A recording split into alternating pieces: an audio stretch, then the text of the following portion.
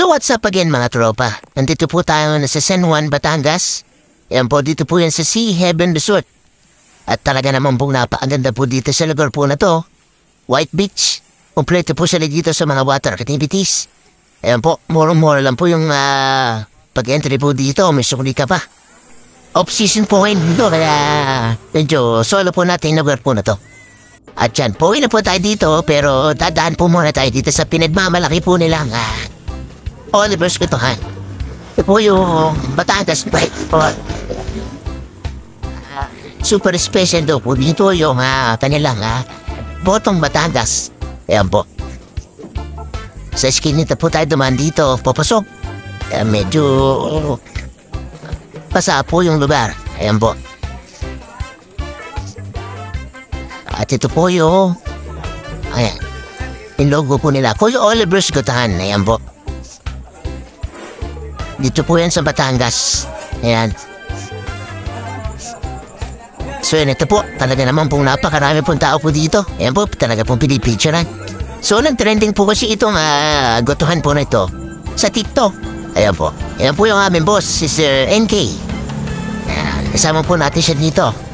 Ayan po yung aming boss na Bombay. At yan, ito yung mga kasamahan ko. Talaga namang ginarayo po dito.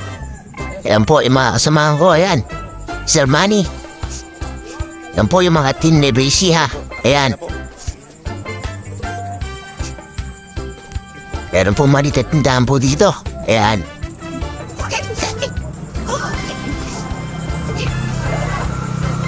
Ayan po yung owner, si Sir Oliver. Ayan, yung may-ari po ng Kutuhan. Ayan po. Awak-awak po niya yung dino ribs na sinasabi. Ayan, dinosaur ribs. Ayan po.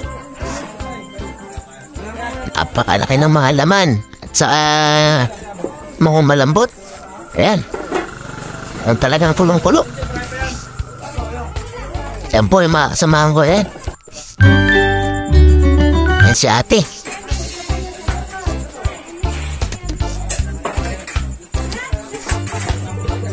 Pagpasok po natin dito. Ayan po yung mga kasamahan ko. Nagkaagulo.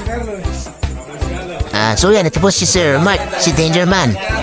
Ayan, si Boss Christian. Ayan. At yan po si Boss Abnel at si Romeo, kasamahan ko. Si Boss Mark ng Nevesia. At si Sir Rogelio. Ayan po yung nakasando. Ayan. So ang dami pong tao po talaga dito. Ayan po. Habang hinihintay po yung sabaw. Ayan. O ate, baka matapon.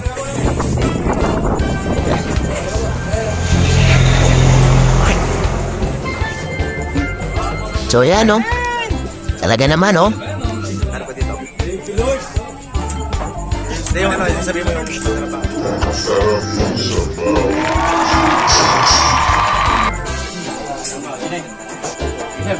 At yan po.